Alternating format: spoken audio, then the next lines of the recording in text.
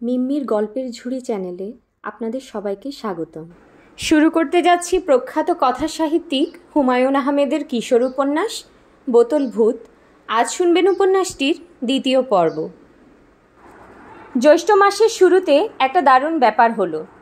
9-10-এর ছেলেরা মিলে ঠিক করলো আম কাঁঠালের ছুটি খানিকটা এগিয়ে এনে দেবার জন্য হেড স্যারের কাছে দরবার করবে। দরবারটা যাতে জোরালো হয় সেজন্যই সব ক্লাস থেকে 2-1 করে যাবে। যে 2 যাবে তারা যেন অবশ্যই খুব ভালো ছাত্র হয়। ফার্স্ট সেকেন্ড হওয়া ছেলে হলে ভালো। স্যাররা ভালো ছাত্রদের ওপর চট করে রাগেন না।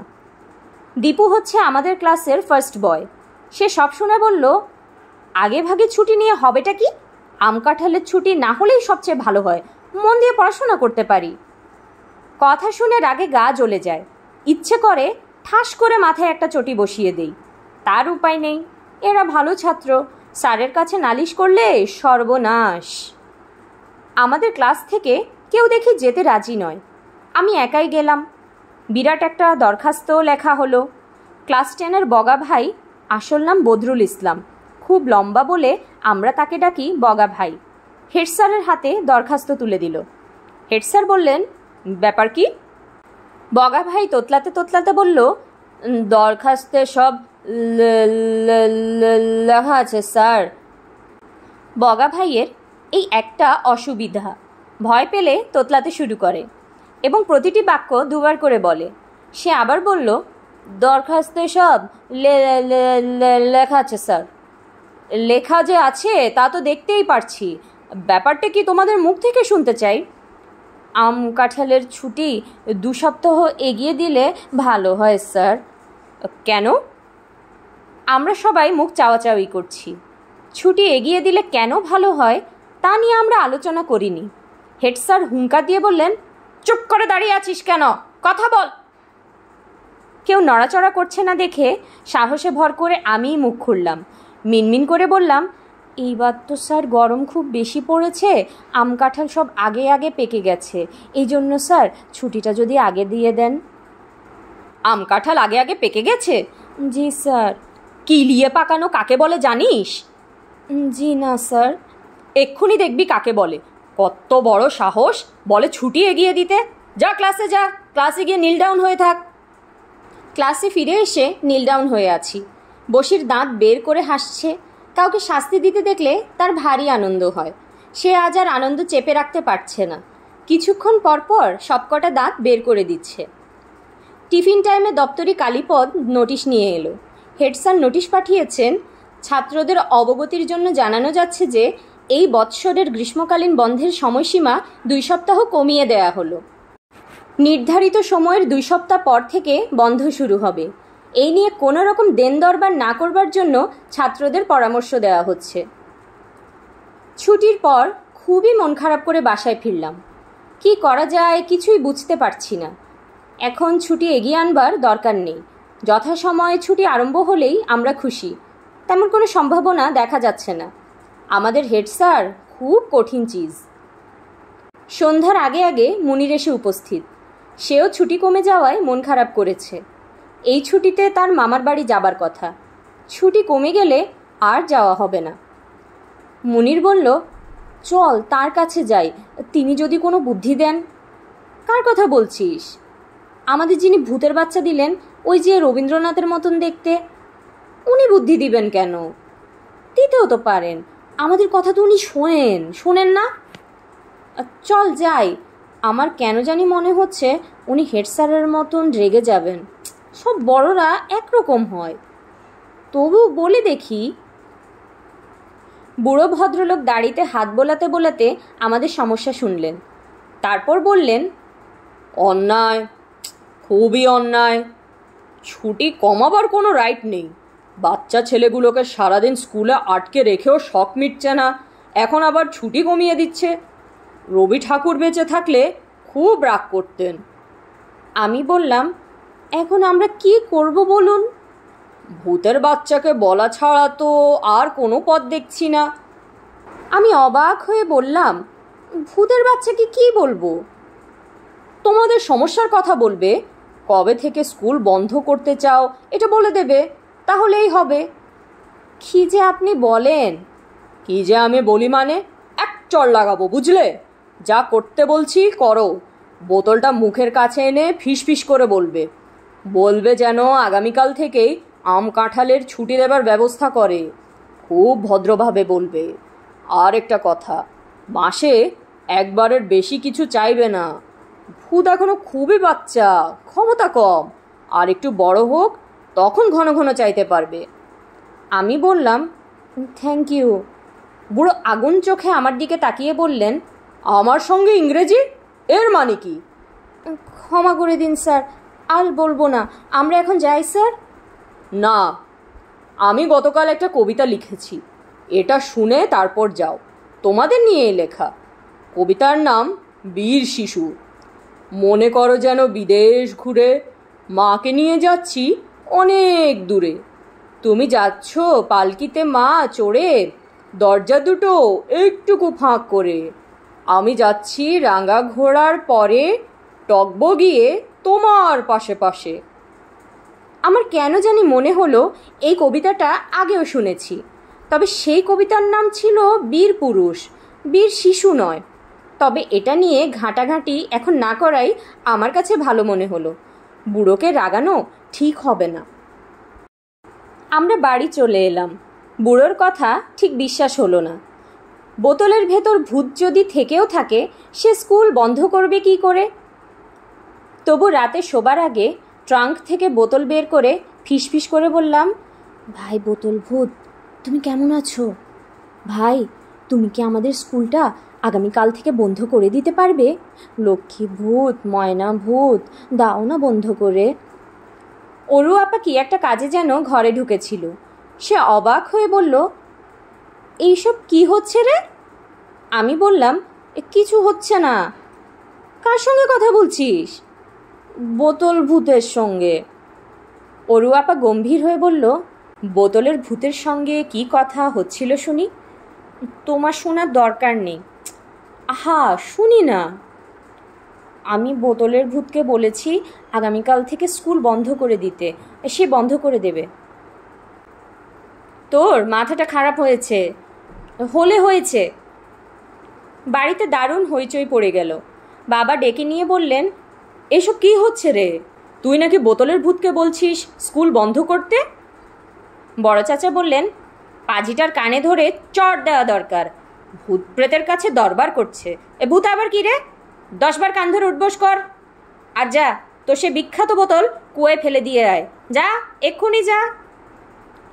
বড় চাচার কথার উপর দ্বিতীয় কথা চলে না। বোতল ভূত কুয়োয় ফেলে দিতে হলো।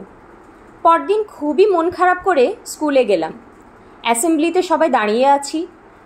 আমার সোনার বাংলা গান হয়ে যাবার পর হেড স্যার বললেন, তোমাদের জন্য একটা সুসংবাদ আছে। স্কুলের জন্য সরকার থেকে 2 লক্ষ টাকা পাওয়া গেছে। এখন তোমরা পাবে পাকা দালান। দালানের কাজ শুরু করতে হবে বর্ষার আগেই। কাজেই আজ থেকেই তোমাদের গরমের ছুটি। অন্যবারের চেয়ে এবার তোমরা 2 সপ্তাহ বেশি ছুটি পাবে। আর তবে ছুটিটা কাজে লাগাবে, শুধু খেলাধুলা করে নষ্ট করবে না। আমি হতভম্ব হয়ে দাঁড়িয়ে রইলাম। ব্যাপারটা কি বোতল ভূতের কারণেই ঘটল? গরমের ছুটি ব্যাপারটা খুব অদ্ভুত। ছুটির আগে কত রকম পরিকল্পনা থাকে, এই করব ওই করব। যখন সত্যি সত্যি ছুটি শুরু হয় তখন কিচ্ছু করার থাকে না, সব কেমন পানসে মনে হয়। এখন আমাদের তাই লাগছে। স্কুল ছুটি, কত আনন্দ হবার কথা, কিন্তু কোনো আনন্দ হচ্ছে না। এদিকে বড় চাচা কঠিন কঠিন সব নিয়মকানুন জারি করেছেন। যেমন আজ সকালেই বললেন, ছুটিটা কাজে লাগাবার ব্যবস্থা কর, পাটিগণিতের সব অঙ্ক শেষ করে ফেল। আমি বললাম, এক্ষুনি সব অঙ্ক শেষ করে ফেললে সারা বছর কি করব? বড় চাচা বললেন, চট দিয়ে দাঁত ফেলে দেব, মুখে মুখে কথা বলে। যা, পাটিগণিতের বই নিয়ে আয়, দেখব কত ধানে কত চাল। কি আর করব, বই নিয়ে এলাম। বড় চাচা চট দিয়ে সত্যি সত্যি দাঁত ফেলে দিতে পারেন। আমার ছোট ভাই অন্তুর একটা দাঁত তিনি এইভাবেই ফেলেছেন। অবশ্যই সেটা ছিল নড়া দাঁত, এমনিতেই পড়তো, চর খেয়ে 2-1 দিন আগে পড়ে গেল। বড় চাচার নাম ফাটল। তিনি সেই দাঁত ডেটল দিয়ে ধুয়ে হরলিক্সের একটা খালি বোতলে ভরে নিজের ঘরে রেখে দিলেন। বোতলের গায়ে লিখে দিলেন, চট দিয়ে ফেলা দাঁত, দুষ্ট শিশু সাবধান। বড় চাচা হুঁকো টানতে টানতে সারা দুপুর আমাকে লসাগু এবং গসাগু করালেন। কুৎসিত সব অঙ্ক, গুণ দাও, ভাগ দাও, আবার গুণ, আবার ভাগ। কি হয় এসব গুণ ভাগ করে? পৃথিবী থেকে অঙ্কটা উঠে গেলে কত ভালো হতো। লসাগু গসাগু করতে করতে একবার ভাবলাম বোতল ভূতকে বলবো, ও ভাই বোতল ভূত, লক্ষ্মী ভাই, ময়না ভাই, তুমি পৃথিবী থেকে অঙ্ক নামের এই খারাপ জিনিসটা দূর করে দাও। একদিন ভোরে ঘুম থেকে উঠে সবাই যেন দেখে অঙ্ক বইয়ের সব লেখা মুছে গেছে, সব পাতা সাদা, নামতা টামতাও কারোর মনে নেই। 3 দুগুণে কত কেউ বলতে পারে না, এমনকি অঙ্ক স্যাররাও না। 1 2 কী করে লিখতে হয় তাও কেউ বলতে পারে না। অবশ্যই আমি জানি বোতল ভূতকে এসব বলে লাভ নেই, সে কিচ্ছু করতে পারবে না। তার উপর বোতলটা ফেলে দেওয়া হয়েছে কুয়োয়। বোতল ভেঙে ভূত কোথায় চলে গিয়েছে কে জানে। বেলা 3টে বেজে গেল, তবু বড় চাচা আমাকে ছাড়লেন না। যখনই বলি আজ উঠি চাচা, তখনই তিনি গম্ভীর হয়ে বলেন, কোনো কথা না, একটা কথা বললে চট দিয়ে দাঁত ফেলে দেব, সেই দাঁত চলে যাবে হরলিক্সের কৌটায়। বিকেল হয়ে গেল। আমাদের ফুটবল টিমের ছেলেরা আমার জন্য উঁকি ঝুঁকি দিতে শুরু করলো, তবু বড় চাচা আমাকে ছাড়বেন না। বড়রা ছোটদের এত কষ্ট কি করে দেয় কে জানে, তারা কি কখনো ছোট ছিল না? আমি বললাম, বিকেল হয়ে গেছে চাচা, এখন উঠি। বড় চাচা হুঙ্কার দিয়ে বললেন, শুধু খেলার দিকে মন, কোনো উঠাউঠি নেই, তোকে দিয়ে আমি বৃত্তি পরীক্ষা দেওয়াবো। খেলাধুলা করে কি হয়? ফুটবল খেলতে গিয়ে হাত পা ভেঙে ঘরে ফিরবি, তার কোনো প্রয়োজন দেখছি না। আমি সারাদিন পড়বো? নিশ্চয়ই সারাদিন পড়বি। জীবনে উন্নতি করতে চাইলে সারা দিন পড়তে হবে। ছাত্রনং অধ্যয়নম তপ। আমি জীবনে উন্নতি করতে চাই না বড় চাচা। জীবনে উন্নতি করতে চাস না? না। বড় চাচা ঠাস করে একটা চর বসিয়ে দিলেন, থমথমে গলায় বললেন, তোর বেয়াদবির বিচার সন্ধ্যাবেলা হবে। সন্ধ্যাবেলা সত্যি সত্যি বিচার সভা বসলো। বড় চাচা, বাবা এবং আমাদের প্রাইভেট স্যার 3 জন বসলেন 3 দিকে, আমি মাঝখানে। বড় চাচা স্যারের দিকে তাকিয়ে বললেন, হুমায়ুন সম্পর্কে তোমার ধারণা কি মাস্টার, বলো তো? স্যার শুকনো গলায় বললেন, ওর মাথায় কিছু নাই। বড় চাচা ঠান্ডা গলায় বললেন, মাথায় কিছু নেই এই কথাটা তো মাস্টার তুমি ঠিক বললে না, ওর মাথায় আছে গোবর, পচা গোবর। আমাদের স্যার সঙ্গে সঙ্গে বললেন, হ্যাঁ জি জি, খুবই খাঁটি কথা বলেছেন, গোবর দিয়ে মাথা ভর্তি। বড় চাচা বললেন, তবে সাধনায় অনেক কিছু হয়।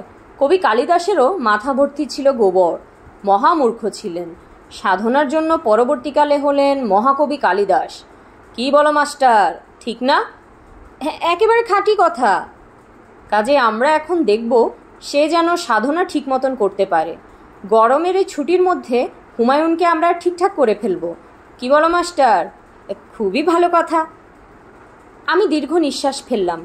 বড় চাচা আমার জীবন অতিষ্ঠ করে তুলবেন। এখন আমি উঠি সূর্য ওঠার আগে।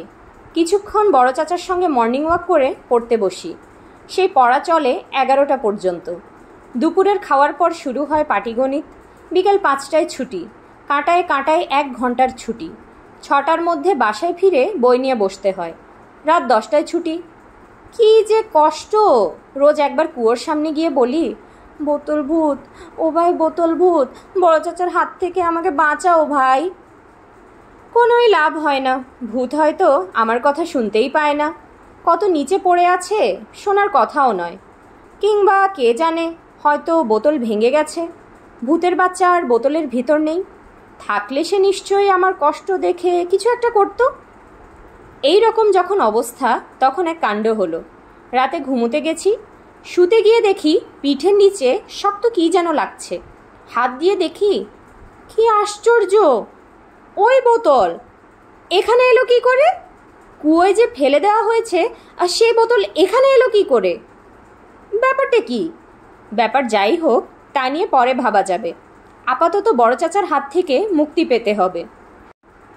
আমি কাঁদো কাঁদো স্বরে বললাম, ভাই তুমি কিভাবে এখানে এসেছো জানি না, যেভাবে এসে থাকো তুমি আমাকে বাঁচাও, বড় চাচার হাত থেকে রক্ষা করো। এই বলে আমি খানিকক্ষণ কাঁদলাম। এতে কোনো লাভ হবে ভেবে আমি বলিনি, তবু বলা তো যায় না, হতেও তো পারে। পরদিন ভোরবেলা বই নিয়ে বসেছি।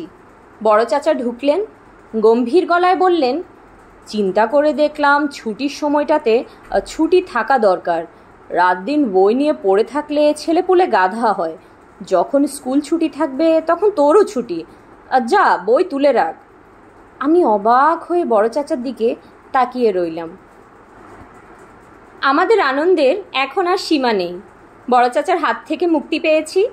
আনন্দের প্রকাশ কী ধরনের হলে ভালো হবে বুঝতে পারছি না। কি করা যায়? মনির বলল, আমাদের ফুটবল ক্লাব ঠিকঠাক করে একটা ম্যাচ দিয়ে দিলে কেমন হয়? আমি বললাম, অতি উত্তম হয়। আমাদের ফুটবল ক্লাবের নাম হচ্ছে রয়্যাল বেঙ্গল ফুটবল ক্লাব। 2 বছর আগে আমরা ফুটবল ক্লাব শুরু করি। প্রথম বছর আমাদের কোনো বল ছিল না। কী করব, চাঁদা উঠেছে মাত্র 18 টাকা। সেই 18 টাকায় আমরা একটা ফুটবল পাম্প কিনি। আমাদের কাণ্ড দেখে অরুয়াপা হেসে বাঁচে না, একটা ছড়া বানিয়ে ফেলল। বল নেই আছে পাম্পার, শার্ট নেই আছে জাম্পার। যাই হোক, পরের বছর আমরা 2 নম্বরই একটা বল কিনলাম। পাড়াতে আরও 3টে ফুটবল ক্লাব আছে, ওদের সঙ্গে ম্যাচ দিলাম। এই শুনে অরুয়াপার ঠোঁট উল্টে বলল, এক একজন চামচিকের মতন, তোরা ফুটবল খেলবি কি? বাতাস লাগলে উল্টে পড়ে যাস। এক কাজ কর, তোদের ক্লাবের নাম দিয়ে দে দ্য রয়্যাল চামচিকা ক্লাব। রাগে আমাদের গা জ্বলে গেল। ভাবলাম এমন খেলা দেখাবো যে অরুয়াপার ট্যারা হয়ে যাবে। হলো উল্টোটা, আমরা ট্যারা হয়ে গেলাম। এক একটা খেলা হয়, আমরা 10-12টা করে গোল খাই। তবে এবার যাতে এরকম না হয় সে চেষ্টা অবশ্যই করব। আমাদের কাজকর্ম শুরু হয়ে গেল। ম্যাচ দিয়ে দিলাম।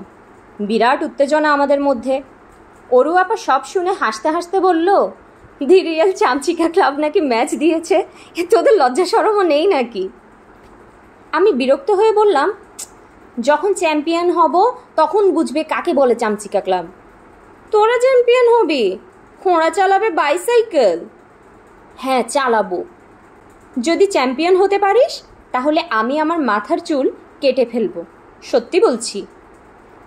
এই বলে মাথা ভর্তি চুল ঝাঁকাতে ঝাঁকাতে অরুয়াপা চলে গেল। আমি একটা দীর্ঘ নিঃশ্বাস ফেললাম। আমাদের দলটা হচ্ছে সবচেয়ে খারাপ। আমরা যে লাড্ডা গুড্ডা হব এটা চোখ বন্ধ করে বলে দেওয়া যায়। নান্টু হচ্ছে আমাদের গোলকিপার। এমনিতে সে চোখে খুব ভালো দেখে, কিন্তু যখন বল গোলের দিকে আসে তখন নাকি সব অন্ধকার হয়ে যায়, চোখে কিচ্ছু দেখে না। আসলেও তাই, বল একদিকে আসে, সে অন্যদিকে ড্রাইভ দেয়। আমাদের ব্যাকে খেলে পরিমল। বল তার পায়ে আসতেই সে হোঁচট খেয়ে পড়ে যায়। কেন এরকম হয় কে জানে। শুকনো খটখটে মাঠ, পা পিছলানোর কোনো কথা নয়, অথচ পরিমলের কাছে বল যেতেই হাত পা ছড়িয়ে পড়ে যাবে। আমরাও একই রকম, শুধু টগর খুব ভালো খেলে। ও হচ্ছে আমাদের স্ট্রাইকার। কোনো মতে ওর কাছে বল পৌঁছে দিলে গোলে বল ঢুকবেই। একজনের ওপর ভরসা করে কি আর চ্যাম্পিয়ন হওয়া যায়? যায় না। ফুটবল হলো 11 জনের খেলা। তবু আমরা মন্দ করলাম না। গ্রিন বয়েজ ক্লাবের সঙ্গে 1 গোলে জিতলাম। টগর একবার মাত্র বল পেয়েছিল, সেটা দিয়ে গোল করেছে। অরুণিমা ক্লাবের সঙ্গে ড্র হলো 4-4 গোলে। আমাদের দিকে 4টা গোলই করেছে টগর, এবং আশ্চর্যের ব্যাপার আমরা শেষ পর্যন্ত ফাইনালে উঠে গেলাম। অরুয়াপার মুখ শুকিয়ে গেল। যদি সত্যি সত্যি জিতে যাই তাহলে মাথা ভর্তি চুল কাটতে হবে। ফাইনাল খেলার দিন শহরে সাজ রব পড়ে গেল। আমাদের পাড়ায় একজন নেতা আছেন, তিনি শুধু ইলেকশন করেন আর ফেল করেন। তার নাম মতিন সাহেব। তিনি ফাইনাল খেলার দিন ভোরবেলা একটা শিল্ড ঘোষণা করে দিলেন। সেই সঙ্গে ফাইনাল খেলা যাতে ঠিক মতন হয় সেজন্য 300 টাকা চাঁদা দিলেন।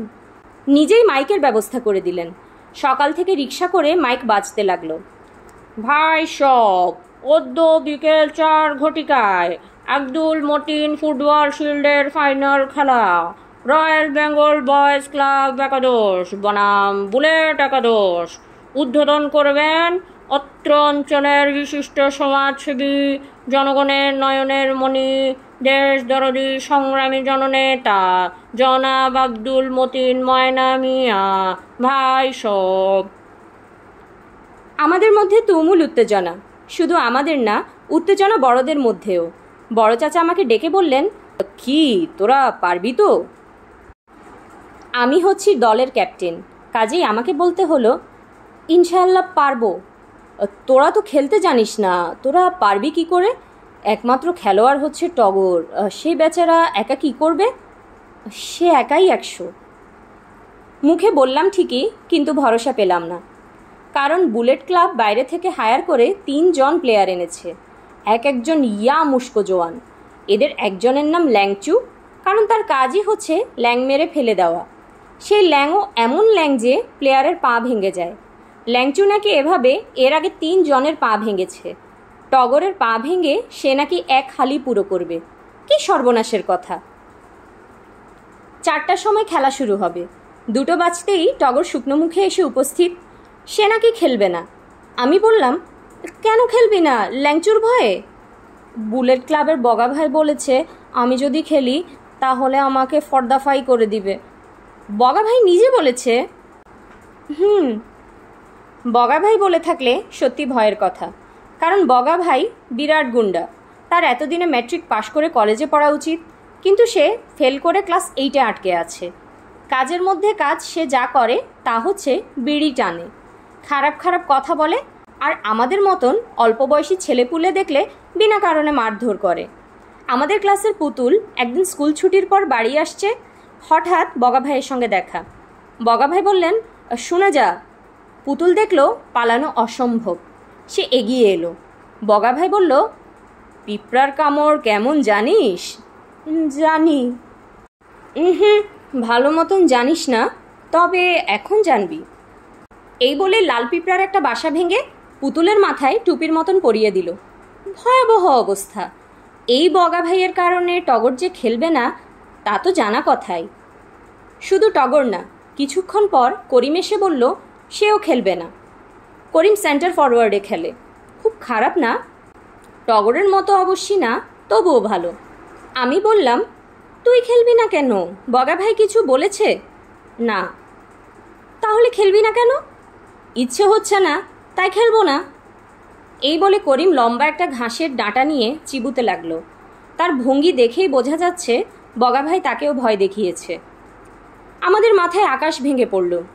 9 জন প্লেয়ার নিয়ে কি খেলবো? অরুয়াপা বলল, তোরা খেলা বন্ধ করে পালিয়ে যা, আজ মাঠে তোদের তুলোধুনো করবে। কমসে কম 2 জনের পা ভাঙবে, 1 জনের হবে কম্পাউন্ড ফ্র্যাকচার। ম্যাচে নাম দিয়ে পিছিয়ে পড়া যায় না। 3:30টায় মাঠে গিয়ে উপস্থিত হলাম। লোকে লোকারণ্য। বুলেট ক্লাবের প্লেয়াররা বল নিয়ে মাঠে ছোটাছুটি করছে, তাদের সবার মুখ ভর্তি হাসি। মাঠের দক্ষিণ দিকে টেবিলের উপর শিল্ড, বিশিষ্ট অতিথিদের জন্য চেয়ার সাজানো।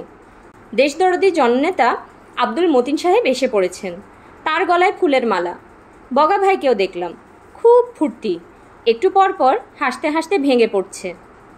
আমরা মুখ শুকনো করে মাঠে নামলাম। পকেটে বোতল ভূতের শিশি। আমি মনে মনে বললাম, ভাই বোতল ভূত, আমাদের রক্ষা করো ভাই। রয়্যাল বেঙ্গল ফুটবল ক্লাব বনাম বুলেট ক্লাবের ফাইনাল খেলায় এমন হুলস্থুল হবে কে ভেবেছিল? মাঠের লোকের লোকারণ্য, একটা ব্যান্ড পার্টি পর্যন্ত আছে। কিছুক্ষণ পর পর ব্যান্ড পার্টি বাজাচ্ছে, হলুদে বাটো মেহেন্দি বাটো বাটো ফুলের মুখ। এই একটিমাত্র গানই এরা জানে, সব অনুষ্ঠানে এই গান। ব্যান্ড পার্টি এনেছেন আব্দুল মতিন সাহেব। তার কাণ্ড কারখানা এরকমই, সবসময় চান লোকজনকে চমকে দিতে। যারা ইলেকশন করে তাদের নাকি এরকম করতে হয়। কোথাও লোকজন জড়ো হলে একটা ভাষণ দিতে হয়, আজও নিশ্চয়ই দিবেন। মাইক এসেছে, রোগা একটা ছেলে কিছুক্ষণ পরপর বলছে, hello, microphone testing, 1 2 3 4, microphone testing. রোগা ছেলেটি চলে যাবার পর তার চেয়েও রোগা আরেকটি ছেলে এসে মাইকের সামনে দাঁড়ালো। খুব কায়দা করে বলল, জরুরি ঘোষণা, জরুরি ঘোষণা। ভাই সব, একটি বিশেষ ঘোষণা। অত্র অঞ্চলের বিশিষ্ট সমাজসেবী, জনগণের নয়নের মণি, এ যুগের প্রতিবাদী কণ্ঠস্বর জনাব আব্দুল মতিন ময়না মিয়া এই মাত্র একটি স্বর্ণপদক ঘোষণা করেছেন। আজকের এই ফাইনাল ম্যাচের সেরা ফুটবল খেলোয়াড়দের জন্যে এই স্বর্ণপদক। খেলা শেষে এই স্বর্ণপদক দেয়া হবে। ভাই সব, জরুরি ঘোষণা। এই ঘোষণায় বুলেট ক্লাবের সবার মুখে হাসি দেখা গেল। কেনই বা হাসি দেখা যাবে না? শিল্ড, স্বর্ণপদক সব তো ওরাই পাবে। আমরা হাত পা ভেঙে বাড়ি ফিরব। আমরা মুখ শুকনো করে মাঠে নামলাম। ব্যান্ড পার্টি বিপুল উৎসাহে বাজাতে লাগলো, হলুদ বাটো মেহেন্দি বাটো বাটো ফুলের মৌ। রেফারি হচ্ছেন আমাদের স্কুলের ড্রিল স্যার অজিত বাবু, খুব রোগা বলে আমরা তার নাম দিয়েছি জীবাণু স্যার। জীবাণু স্যার আমাদের দেখে অবাক হয়ে বললেন, তোরা মাত্র 9 জন কেন? বাকি 2 জন কই? আমি বললাম, ওরা খেলবে না স্যার। কেন? বুলেট ক্লাবের বগা ভাই ভয় দেখিয়েছে, খেলতে নামলে পা ভেঙে দেবে। বলিস কি? সত্যি কথা স্যার, ওদের দলে একজন আছে, নাম ল্যাংচু। ওর কাজই হচ্ছে ল্যাং মারা, ল্যাং মেরে পা ভেঙে ফেলা। বিচিত্র না, ভাঙতেও পারে। সাবধানে খেলবি, খবরদার চার্জ ফার্চ করতে যাবি না। জীবাণু স্যার বাঁশিতে ফুঁ দিলেন। খেলা শুরু হলো। আমি পকেটে হাত দিয়ে কাঁপা কাঁপা গলায় বললাম, ও ভাই বোতল ভূত, আমাদের বাঁচাও ভাই। কথা শেষ হবার আগেই দেখা গেল বগা ভাই বিদ্যুৎ গতিতে বল নিয়ে আমাদের গোলপোস্টের দিকে যাচ্ছে। বদরুল তাকে আটকাতে গিয়ে উল্টে পড়ে গেল, কারণ ল্যাংচু তাকে পেছন থেকে ল্যাং মেরেছে। গোলপোস্টে আমাদের গোলকিপার নান্টু চোখ বন্ধ করে ফেলেছে। এটাই হচ্ছে তার নিয়ম। বল নিয়ে কেউ গোলপোস্টের দিকে আসতে থাকলেই আপনাতেই তার চোখ বন্ধ হয়ে যায়। বগা ভাই গোলপোস্টের প্রায় 6 গজের ভেতর চলে এসেছে। নান্টু চোখ বন্ধ করে মূর্তির মতন দাঁড়িয়ে আছে। ঠিক তখন একটা অঘটন ঘটল। মনে হলো কেউ একজন যেন প্রচণ্ড একটা চড় বসিয়ে দিয়েছে বগা ভাইয়ের গালে। বগা ভাই থমকে দাঁড়িয়ে অবাক হয়ে চারদিকে তাকাতে লাগলো। তার পায়ে বল, অথচ সে শট দিচ্ছে না। মাঠে তুমুল হয়েছে, ওই কিক দাও, কিক দাও। আরে হাবার মতো দাঁড়িয়ে আছো কেন? কিক দাও। বগা ভাই নিজেকে সামলে নিয়ে প্রচণ্ড কিক দিল। আশ্চর্যের ওপর আশ্চর্য, প্রচণ্ড কিকের পরও বলের অবস্থার তেমন কোনো পরিবর্তন হলো না। বলটা যেন নিতান্ত অনিচ্ছায় গড়িয়ে যাচ্ছে। এক সময় নান্টুর পায়ের কাছে বলটা এসে ব্রেক কষে দাঁড়িয়ে পড়ল। সে দাঁড়িয়ে থাকা বলের ওপর নান্টু বাঘের মতন ঝাঁপিয়ে পড়ে এমন ভঙ্গি করতে থাকলো যেন সে বুলেটের মতন গতির বলকে অপূর্ব কায়দায় আটকেছে। মজা আরও জমল। বুলেট ক্লাবের যে কোনো প্লেয়ার বল নিয়ে এগিয়ে এলেই অদৃশ্য কে যেন চড় বসিয়ে দেয়। ল্যাংচু হতভম্ব, কারণ কিছুক্ষণ পর পর সে চড় খাচ্ছে। একবার দেখা গেল সে কোমরে হাত দিয়ে খিলখিল করে হাসছে। হাসি আর থামেই না। মাঠের সবাই হতভম্ব। ড্রিল স্যার অবাক হয়ে বললেন, এই ছেলে, তুমি এরকম করছো কেন? হাসছো কেন? ল্যাংচু করুণ মুখে বলল, কি করব স্যার বলুন, কে যেন কাতুকুতু দিচ্ছে। কাতুকুতু দিচ্ছে মানে? কি বলছো তুমি? সত্যি দিচ্ছে স্যার।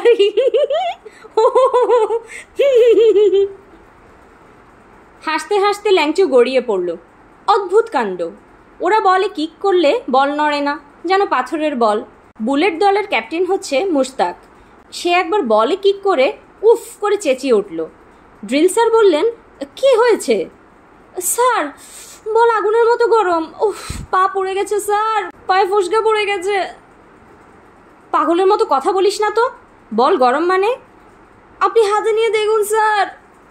ড্রিল স্যার বল হাতে নিয়ে বললেন, বল যেরকম সেরকমই তো আছে, কি বলছিস তোরা? হাফ টাইমের 10 মিনিট আগে আমরা একটা গোল করে ফেললাম। আমরা গোল করলাম বলাটা ঠিক না, বলটা আপনা আপনি গোলে পড়ল। ড্রিল স্যার পর্যন্ত হতভম্ব হয়ে পড়লেন। বাঁশি বাজাবেন কিনা বুঝতে পারলেন না। হাফ টাইমের পর বুলেট ক্লাব আর খেলতে রাজি হলো না। আব্দুল মতিন সাহেব মহাচিন্তায় পড়ে গেলেন। সেরা খেলোয়াড়ের স্বর্ণপদক কাকে দেবেন বুঝতে পারলেন না। শেষ পর্যন্ত সেই স্বর্ণপদক নান্টুর কপালে জুটল। সে থেমে থাকা বল আটকানোর জন্য পেয়ে গেল স্বর্ণপদক। আব্দুল মতিন সাহেব কাঁপা গলায় একটা ভাষণ দিলেন। রয়্যাল বেঙ্গল ফুটবল ক্লাবের উজ্জ্বল প্রতিভা, অত্র অঞ্চলের বিশিষ্ট গোলকিপার নান্টুর অপূর্ব ক্রীড়াশৈলীতে মুগ্ধ হয়ে তাকে দেয়া হচ্ছে আব্দুল মতিন স্বর্ণপদক। ভাই সাহেব, হাততালি দিন, হাততালি। প্রচণ্ড হাততালি পড়ল। সেই সঙ্গে ব্যান্ড বেজে উঠল, হলুদ বাটো মেহেন্দি বাটো বাটো ফুলের মৌ। শুনছিলেন প্রখ্যাত কথা সাহিত্যিক হুমায়ুন আহমেদের কিশোর উপন্যাস বোতল ভূত। আজ শেষ হলো উপন্যাসটির দ্বিতীয় পর্ব। পরবর্তী পর্বগুলো শোনার জন্য অনুগ্রহ করে চ্যানেলটি সাবস্ক্রাইব করবেন এবং গল্প পাঠ ভালো লাগলে লাইক এবং শেয়ার দিয়ে পাশে থাকবেন। ধন্যবাদ।